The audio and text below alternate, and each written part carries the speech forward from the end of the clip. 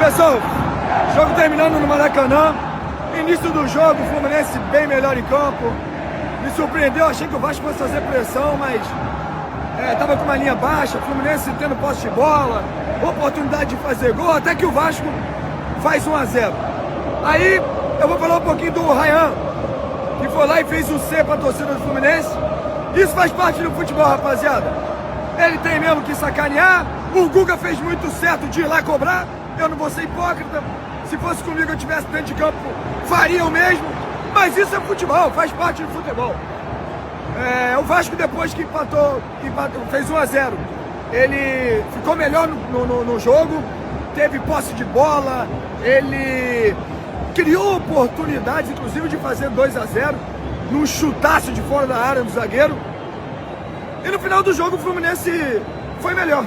O Fluminense consegue empatar o jogo numa jogada do Guga. E depois o Fluminense termina o primeiro tempo melhor. Agora o segundo tempo de domínio total do Fluminense. O Fluminense tendo posse de bola. Me impressionou muito a pressão pós-perda do Fluminense. O Fluminense perdia a bola e vinha 3, 4 jogadores para recuperar a bola em questão de 5 a 7 segundos. O Fluminense fez um golaço com um grande nome do jogo, o Guga, que jogou muito. Não podemos deixar de falar do Arias também, que quando o Arias está bem, o Arias é o motor do Fluminense. Mas palmas ao Guga hoje, que além do gol deu assistência. Ou melhor, acabou sendo gol contra o Verrete, mas ele que fez a jogada e tirou o coelho de dentro da cartão. Um golaço. A torcida do Fluminense está aí, tirando o pé do chão, curtindo bastante esse momento, porque vitória no Clássico é sempre importante. Parabéns ao Fluminense, que hoje foi melhor. Solidariamente, para tentar ajudar. Diniz, boa noite. Jonatas Santos aqui, canal BTB Esportes. Diniz, queria saber o que você falou ali para o Ryan no primeiro tempo, que o time deu uma melhorada na produção, o Ryan passou a correr mais, agir mais em velocidade e acabou surtindo no gol, mas também o que mais incomodou você na partida depois que o Vasco sofreu a virada. Obrigado. Não, o Ryan, ele é um dos jogadores do futebol brasileiro, um dos maiores potenciais que a gente tem, não é no Vasco, no futebol brasileiro. Só que ele ainda não sabe colocar para fora, às vezes ele fica numa situação fora do jogo, e desde que eu cheguei aqui, o que eu tenho mais gastado tempo com o Ryan é de colocar ele no jogo, porque ele é um jogador extremamente importante, com um poder de desequilíbrio muito grande. Você vê que ele praticamente não tinha pegado na bola ainda. Ele pegou na bola, fez uma jogada individual, sofreu uma falta, a gente fez o gol. Logo depois a gente fez uma jogada ensaiada, ele quase fez um golaço de fora da área. Aí teve uma outra bola que ele arrastou, sofreu outra falta. Então o Ryan é um jogador que a gente precisa ter bastante cuidado e colocar ele cada vez mais no jogo. Em relação à derrota, eu acho que é o seguinte, a gente não pode tomar... No fundo a gente tomou 2 gols, com o time todo lá atrás, defendendo. Então, nesse lance que o Guga fez o gol segundo, hoje estava com o time todo atrás, a gente não pode, com o time todo atrás, deixar um jogador vir com a bola dominar de trás e chutar próximo da área sem ter uma abordagem para ele não fazer a finalização. Então, no fundo, os gols que a gente tomou foi extremamente evitáveis, mas muito evitáveis mesmo. Tá? O Fluminense, na minha opinião, jogou um pouco melhor que a gente, mereceu a vitória, mas a gente não pode errar do jeito que a gente errou, principalmente nos 2 gols que a gente tomou. Diniz, aqui, boa noite. Ainda falando um pouquinho sobre o Ryan, você disse que ele tem potencial, é um jogador que precisa ter cuidado, e aí logo depois do gol do João Vitor, ele provoca a torcida do Fluminense fazendo um gesto com um sinal de ser. O Fluminense até agora respondeu isso nas redes sociais, mas eu queria que você falasse se você conversou com o Ryan sobre esse gesto e o que você acha dessa atitude dele. Obrigada. Bom, eu não sabia e não concordo. Eu acho que isso é um tipo de gesto que cabe para o torcedor. O torcedor fazer isso, tudo bem. Mas para a gente estar no meio do futebol, a gente não deve fazer. Então, o Ryan é um jovem que não tem porquê esse tipo de coisa. Na minha opinião, eu discordo. E vou falar com ele que não tem necessidade desse tipo de coisa. A gente tem que jogar e respeitar nosso adversário e fazer o melhor possível dentro do campo. E esse tipo de provocação para a torcida é extremamente saudável, mas não é o nosso papel. Érica Matos, do Craques da Rede aqui. Diniz, você costuma dizer que o título não define um campeão e que o futebol deve ser um espaço de crescimento humano. Como sustentar essa visão num cenário como o do futebol brasileiro tão imediatista, especialmente num clube como o Vasco, onde, pela história recente, a ansiedade dos resultados é ainda mais intensa e o placar costuma falar mais alto do que o processo? Isso não muda nada para mim.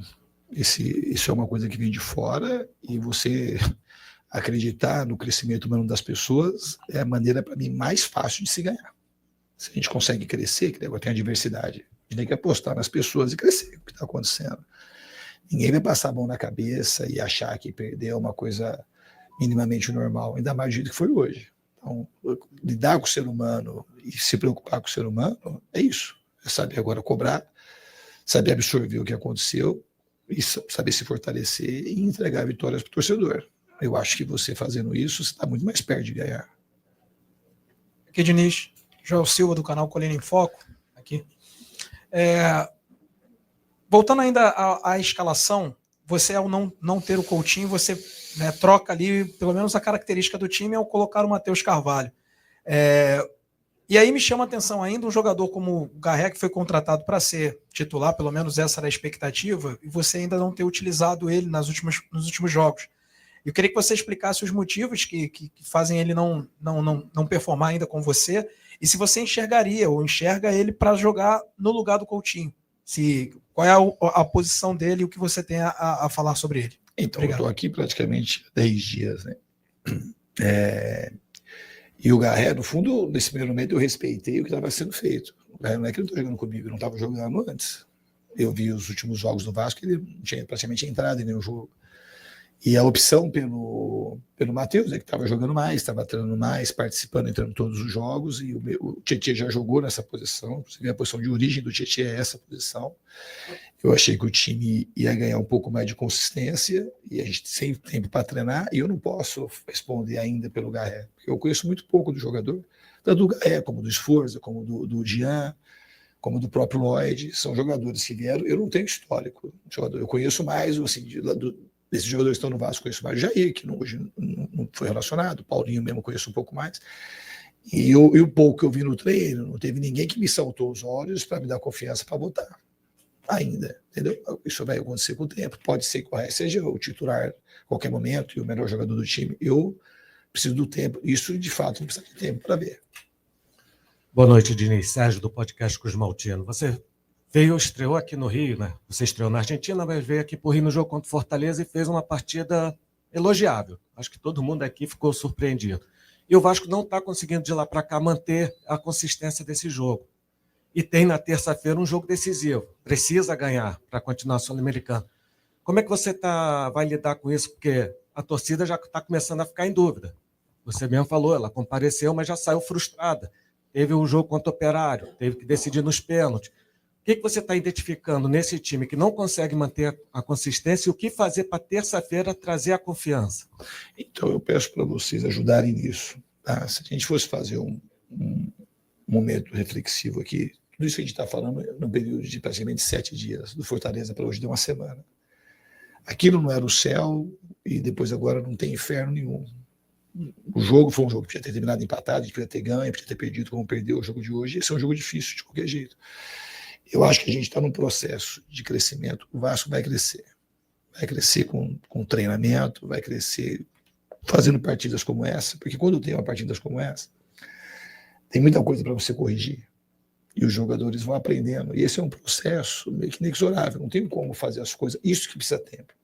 Não é um jeito de jogar. É um jeito de saber jogar quando o adversário pressiona mais, quando pressiona menos, quando baixa a confiança, quando você troca 1, 2 peças. Esse é o processo que leva tempo. Encaixar o jeito de jogar, lá na Argentina já tinha sido bom, e contra o Fortaleza foi muito bem. Só que quando você recebe outro tipo de pressão, outro tipo de atmosfera, que você tem que ter uma tendência dos times que eu dirijo de buscar protagonismo no jogo, isso é uma coisa que você vai crescendo ao longo do tempo. E aí você acompanhou o Felipe Melo falando um pouquinho sobre Vasco da Gama 1, Fluminense 2, pelo Campeonato Brasileiro, 10ª rodada. E o Ryan acabou provocando a torcida do Fluminense, fazendo o gesto da letra C. E rapaz, isso aí pegou muito mal, pegou uma situação bastante chata ali, que a torcida, os jogadores do Fluminense foram para cima do Ryan, cobrando pelo gesto. Até após a partida também teve um vídeo de um torcedor falando assim: Ryan, faz o C agora, Ryan, faz o C agora.